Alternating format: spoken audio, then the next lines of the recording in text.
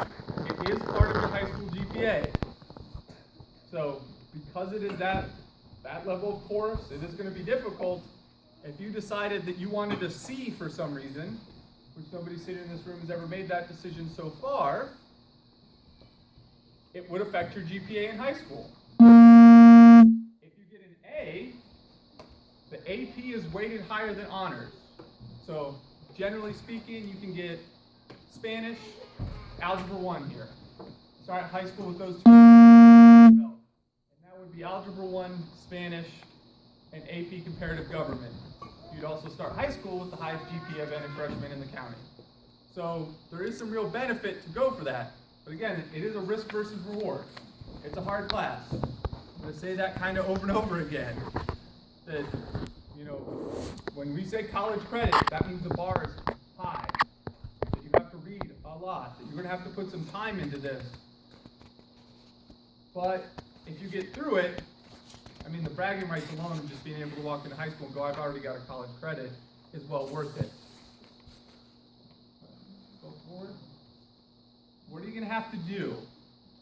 So again, inside your packet, there is a summer assignment that's going to give you some base knowledge about the course and background information you're going to need for it.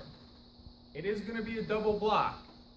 So starting your 9th grade year, you'll start taking ACE, IB, AP as a single class. We are 8th graders. I am aware of the difference there. So you're going to have a block of this. It is a history course, so, and I always mess up her name, Ms. Capitulli, who's joining us from Atlanta, Georgia, is going to teach the history component. And then AP is always heavy on the writing part of this. And Ms. Gomper is going to teach the other part. So you're going to get 2 teachers to really focus in, hopefully hone those skills, and have a chance to do it.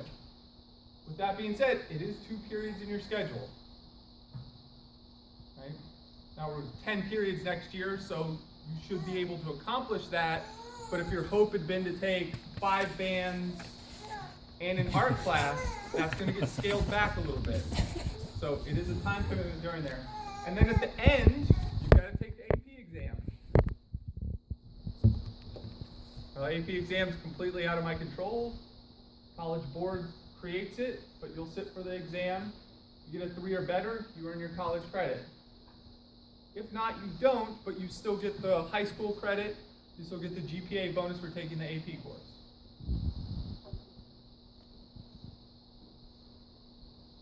I know, that's quick and it's a lot of information. So, ma'am. How were the students selected again? You said it right in the beginning. FCAT scores back to 3rd grade, 3.5 or higher GPA.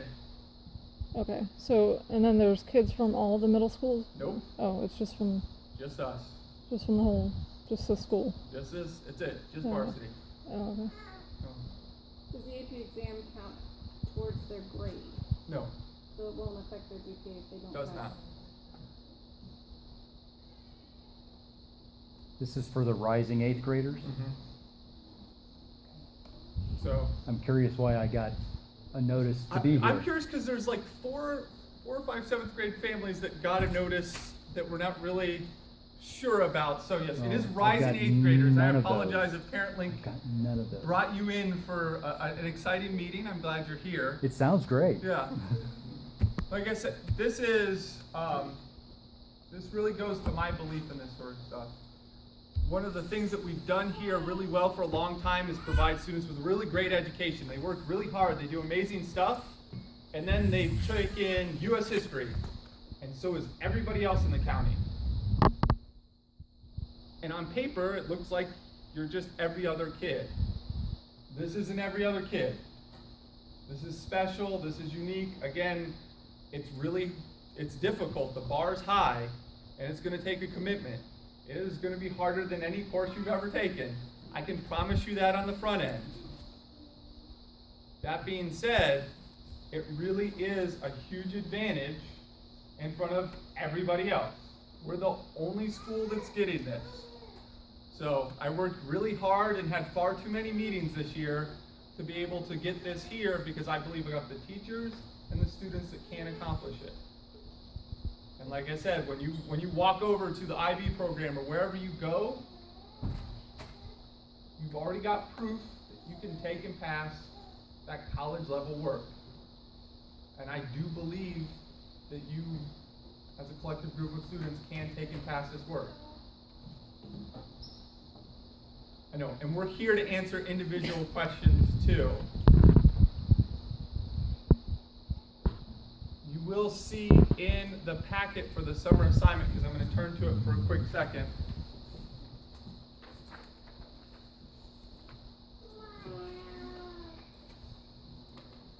We give you some resources. This course focuses on 6 countries: the United Kingdom, Russia, China, Mexico, Iran, and Nigeria.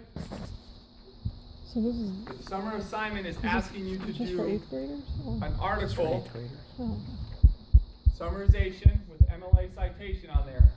Now we gave you some resources for places to look at this. If you go to the very back, I want to say, yeah, one page before the end. So page 4, we gave you our Peter Parker example so that you can see that this is about the range we're looking for. Find an article, read it, summarize, annotate. 6 of those. And then on page 2, you have the vocabulary portion of this, because this is a whole new set of language. So getting some of that vocabulary knowledge ahead of time, defining that out. And again, the resources that we've provided you, you should be able to go in and accomplish that reasonably well. You have to have it completed day 1. When you walk through the door and see your teacher, day 1, you've got to be ready to turn this in. If you don't, I'm removing you from the course immediately. Okay, because this says commitment. This says I'm really ready to take this challenge on. So I know it's summer. Nobody's excited about doing extra homework over summer. But that's the level of commitment we need. Right? So day 1, you've got to be ready to go. Hit the ground running on this sort of thing. That's why we're meeting in the summer to kind of explain it to you. It took this long to get final approval. I wish I could have done it at the end of the school year, but as is life. What other questions are there for us? What was that passing exam grade for the AP exam? 3, 4, or 5. And they're taking it, End of the school year. the class. What? It's once a day, every day. Yeah, every day. So it will be the beginning of every day. So it's scheduled in right now as period 1, period 2. So the first thing out of this school day, that's where you would start.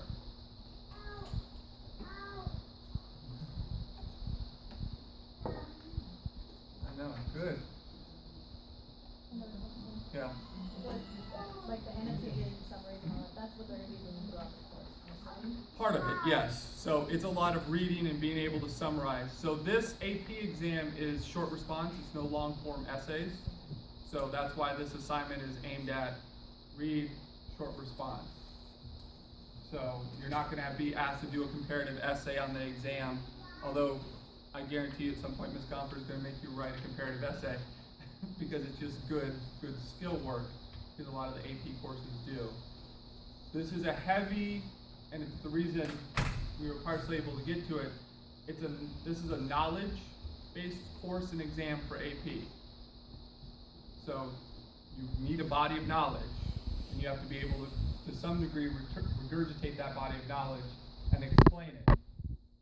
So, which really lowers the bar. It's easier to memorize things and know them than it is to be asked to read things cold that you've never been exposed to and do heavy-duty comparative analysis. Ma'am? So this class is separate from the regular academics they already take. So he, like, I don't know what age grade would be for history or civics, but that would be totally separate. Yep. So this is a complete in addition. It's an elective course. Okay. Complete elective. So this would be in addition to the other. I said heavy lifting. That's why it absolutely, that's the reason the bar set so high for the academics to walk through the door and everything like that. You know, I had to set the GPA high. There's some really smart kids that aren't here because they've taken in, you know, a bad grade here or there, not put the full effort in. And when you're going to take an elective, a true academic elective on top of U.S. history, 8th grade science, algebra 1, English, you know, it's a lot.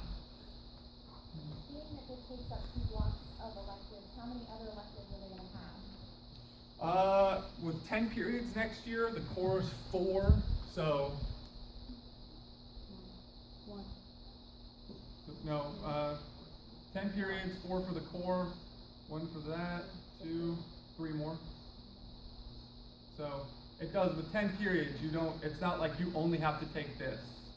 So, there's still availability for things like yearbook and band and so forth and so on. You remember, we're converting over to a 10 period block, not the 4x4, 5x5. And I'm not expecting an answer right now. So, our email's on the website. You can email me right away. So we're on the list for next year. Generically, we've got you scheduled into it. So, it's going to be an opt-out. Notify me if you're opting out. Don't show up the first day without the work completed. I'll know you don't want to be there as well. So, I would really say, think about it, because this is, again, an opportunity that really, I think 33 students have the availability to do for the 2016-17 school year. And that's you. That's it. Are you gonna have this next year? What? Are you gonna have this next year for 7th grade? Absolutely. My goal is to have it next year. My goal is hopefully, you know, someday that we get to pull all kinds of high school courses, and that if you're the most accelerated student, you really get to try some different stuff. So, yes, would be the short answer. Unless everybody opts out and I have to close it out and nobody wants to be in it, then I'll know, oh, it was a bad idea. So, but I don't expect it to go that way. We're gonna stay around and answer any questions that you have. You know, please talk. Feel free to email me. Ms. Gomper's email address is on there too, because she can help you with stuff. Although she's going to Fiji tomorrow? Saturday. So it's a hard knock life for her, but she may be incommunicado for a little while on the other side of the planet. Sorry. But we are here to answer questions and clarify things and stuff like that. But if it's not for you, please email me and I'll move your schedule. Okay? If before you leave, we're gonna send around a sign-in sheet. If you could just put your child's name and your phone number, that way I can follow up with you and just have a conversation. Thank you for coming. I apologize. So